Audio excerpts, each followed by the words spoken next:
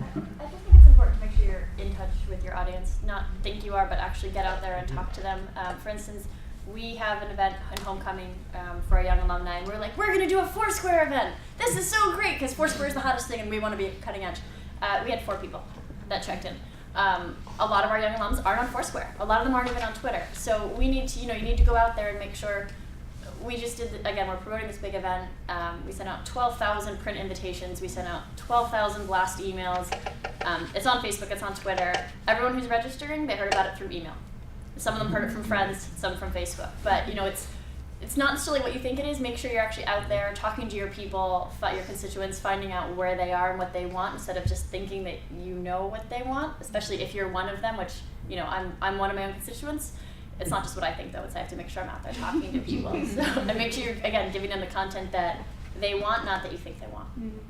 Or I'd say, organize your content across channels so that each channel is doing it in its most effective approach. Because you really want to strengthen your content and don't just spread it too thinly across the university or across your company or whatever. It'll play better if it has a lot more impact. And it might be, for me, that takes a lot of convincing of people who aren't really digitally savvy. But I think it's worth the effort to do it, because it's easy to demonstrate success in small measures. And in addition to that, I would say think like a visual storyteller. I don't know how else to say it, and this is a big thing coming from me. I'm a writer. I didn't used to think visually, but I think you absolutely have to when you're thinking about sort of different mediums, that kind of thing. And absolutely know your audience and sort of know what their habits are, and yeah. Yeah, it's I think content. Think of it this way: don't let technology lead the content, and also don't let content completely govern what technology you're using. I know that's not really answering a question, but if you're thinking about talking to Foursquare or something like that, know your audience. If you build something on Foursquare because it's the new technology, it doesn't mean your content's going to be any good on it. But also think that, if everything that we write and all of our writers are great on print, don't stick to print all the time. You need to find that balance between the technology itself and also what your content is doing on that platform or wherever it exists. So that's that balance that you have to strike. Do some new cool stuff. Make sure your content's good on it, and then if you're always sticking to the thing that's usual, you're going to lose your audience because they're going to get bored at that point. How, if they even are, how are they starting to use new platforms, and how are you guys starting to do outreach with other faculty members? Is it still having something like a Blackboard or a hub for each professor has a page for their class and students can go there, or is there are you seeing a bigger push within higher ed of kind of opening up that ivory tower and starting to put that stuff out on the web and having those connections come, and then you guys can say oh, well, BU, we hosted this symposium, we had a giant webinar of all these people happened, and Emerson got in touch with all these different theater and performance groups going on at the same time, because this professor knows that professor knows that, so they combined all their classrooms in one massive lecture for an event. So I'm kind of curious to see how that's being played out, if it's even happening. Well, professors are always good to have on hand because they're experts, and expert advice is always something readers, especially on the web, want, because they can get something really quick from it. So we try to take advantage of expert. We offer them up as Q&A, or just keep them on hand so that when something big happens, we can touch base with them really quickly. So we find out on a Saturday or a Sunday that Osama bin Laden has been killed. Then Monday, we're talking to an international relations professor on that kind of an impact or what kind of a fallout we might expect.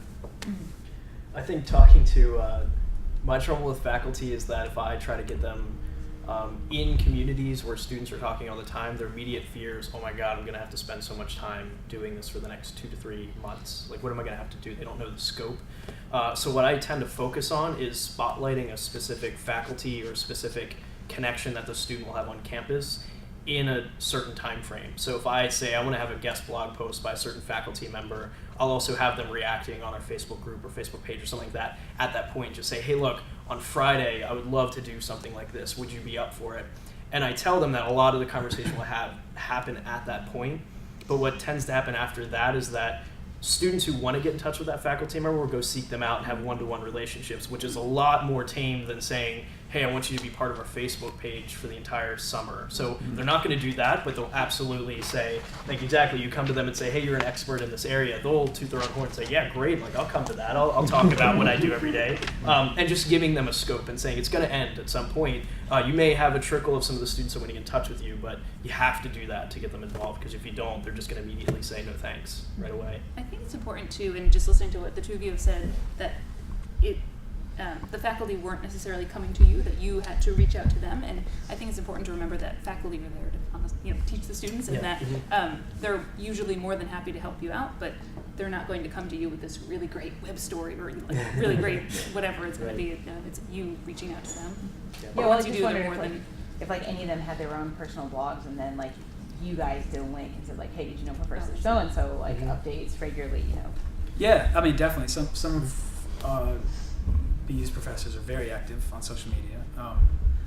One guy just wrote a book, and then he was on Colbert. I think he's been on Colbert twice. Am I right?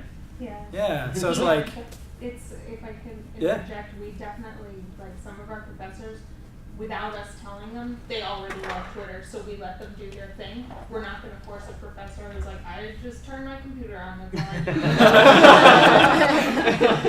do. We're not going to make them get a Twitter account because we know they won't use it. So it's like championing the ones who do, Right. and being willing to teach anyone who's interested. So I just read this study that was recently released about faculty who use social media, and it was something like 90% nationwide. At Simmons, we have maybe 3 professors, and I'm wondering if, we're not BU who have these great experts who are of this culture where they're kind of used to promoting themselves. Our faculty are very sort of inward and shy, and they don't really ever want to contact PR and say, hey, I did this great thing. And so I'm wondering if you have, if any of you guys up there have had to approach faculty with a plan to say, you're doing something really great, and we really need you to add your voice to our brand storytelling. Because we're trying to do that right now at Simmons, and we're having a lot of trouble. Yes, I'd say we do that all the time. And in doing that, we've identified and we feel out, who's willing to, who's happy to, who loves doing it, and who's really reluctant or you can't build a relationship with. I mean, we have so many professors, you're going to have different relationships. So it's, the more you do it, the more you kind of get used to interacting with them. And then when something happens, it's like, I know exactly who to contact. They'll be great for it. I always find that whenever you're talking to a faculty member about getting something done, it's like when they finish some big project that they're working on or get a lot of press because they're releasing a book, the last thing that they want to do, because they put in all of that work, is then talk about that even more and give more information out to everyone and then react to all that stuff. What I find I do a lot, especially with getting the social media committee together and stuff, just reaching out to someone and say, hey, you want to meet for like a half an hour? I work in this department, you work over here. Throughout that half-hour conversation, I'm that type of person to just ask 1,000 questions and get to know someone.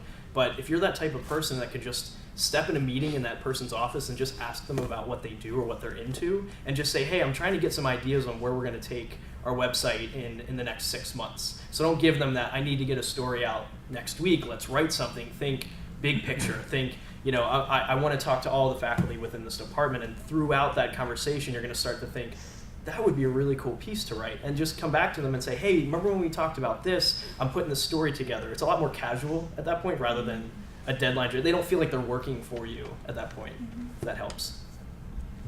If you could talk a little bit about how you guys measure success. I think, Mike, and I'm talking about beyond just the open rate on emails and that type of thing. But you mentioned that emails are much more successful than tweets, and I guess that probably speaks to just like the open rate, that type of thing. But I'm curious how you trace back what you do to either the number of applicants, the admission rate, yield rate, I guess, alumni giving.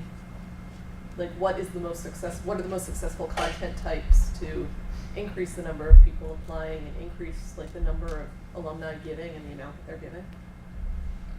I'm happy to know that when we start a year, I know that the goal number is there for the number of incoming students that we have. So everything that I base my efforts around go into that, and I just have to think strategically about, say I want, some program is really losing numbers and apps, or I'm looking at analytics every week and I say, this program, I can sniff this out in October that, our communication disorders program is not getting the same number of hits that it got last year, where I can go back to the staff and say, look, we might want to bump up our marketing efforts into this area. What can we do? So then you start to talk to marketing and say, is there a couple news pieces that we can release about alums doing interesting things in this? Get them to create that content, lead that back to our staff and say, hey, are there students that are in that department but not necessarily in that program, like recruits that maybe are into communication management but not communication sciences and disorders or something related? Start pushing that kind of content out to them, because they might be just as willing to apply to that major as the other one. So it's, you have to think strategically throughout the process that leads to an end goal. And you have to set those markers. I think that's really important, to not look at the process after it finished. Just say, well, how did we do? You have to set those markers and then track against the previous year to say, are we going to hit that mark? What do our deposits look like right now? Are we way behind where we were last year? What changed this year? Okay, we did this and this. We haven't done this yet. Let's do that. The same thing we did last year, because that worked really well. So I know it's not talking about specific things. And clearly I'm looking at analytics and yield rates and all that kind of stuff. And I pay very little attention to the number of followers that we have or fans that we have. I'm paying more attention to how many students are responding to everything that we post. I think that's a better indicator. But overall, I think the most important thing is not looking at an end goal and just measuring it then, but measuring key markers throughout the process so you can know when you have to adjust along the way. What are the tools that you use for analytics? So I use Google Analytics for our web traffic. An important thing that you need to know how to do there is measure campaigns that you're doing. So setting out specific links for campaigns, whether it's vanity URLs or tracking links. So anytime we put out a campaign on something like College Board, we say, hey, we're going to promote to these students here. I'm making sure that I know where that inbound traffic is coming from. Before we sign up with any vendor, they're promising the world to us, saying, hey, we can get you this many links. They might even give you fake stats on traffic that you got before, but the most important thing is go back to the source and say, what's the actual traffic that we got from that? I also use Hootsuite for our social media traffic, just measuring results, looking at an overall week and saying what tweets were the most popular, what tweets didn't get much engagement. And then I know there's some products out there like Radiant 6 and that kind of stuff that can combine it all into one. I really find that with the amount of traffic that I can get what I need out of analytics and Hootsuite, and just institutional knowledge is another one that know what happened last year. Because I think that kind of person, you can go and get analytics from them that you can't get from anyone else to say, when did we do this event, in 2007, and how did it go? What did we do there? How did we respond to students once they went there? That's another big thing too. Okay. Thanks. Any other questions? Yeah.